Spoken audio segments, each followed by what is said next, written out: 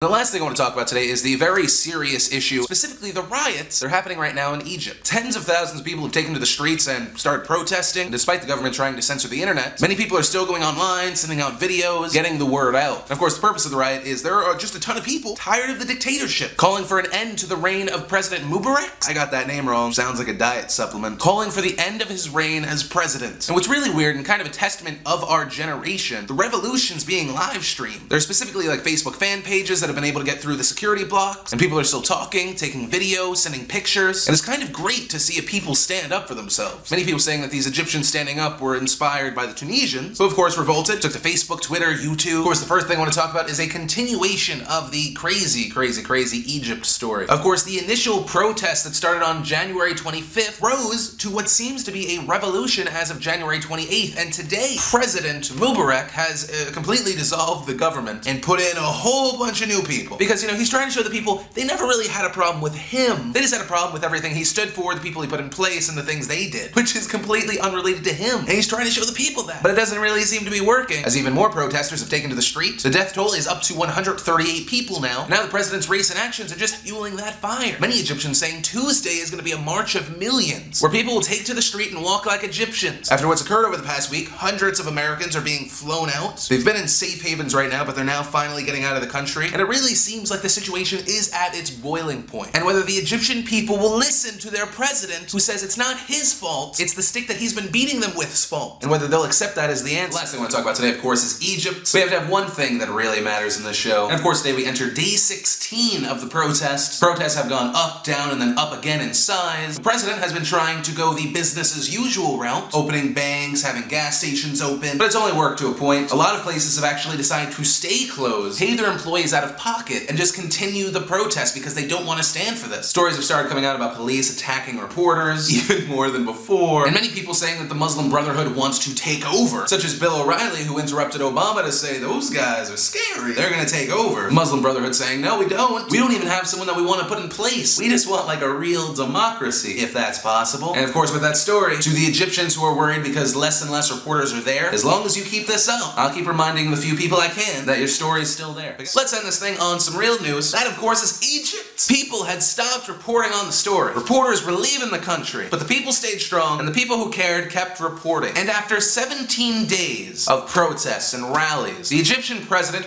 Mubarak, did I get it right yet? Mubarak. He made a speech to the people, making many excuses, and handing over some power to his vice president. But he didn't resign. But now reports have come out that he's left. Most likely because the army was like, oh hey, president, who's not really a president, but he is. Remember how you said don't let people in anymore? Well, we're gonna let him stay. And you can either stay here, or you can get the out. And the armed forces have taken control, and oddly the first thing they did was remove the emergency clause that allowed police and military to arrest an unlimited amount of people. And it seems, as of right now, change has come. And it's because the revolution was not just televised, but the revolution was Facebook, tweeted, and YouTube. And that is because the internet has given everyone a voice. Sometimes it's bad, sometimes it's good.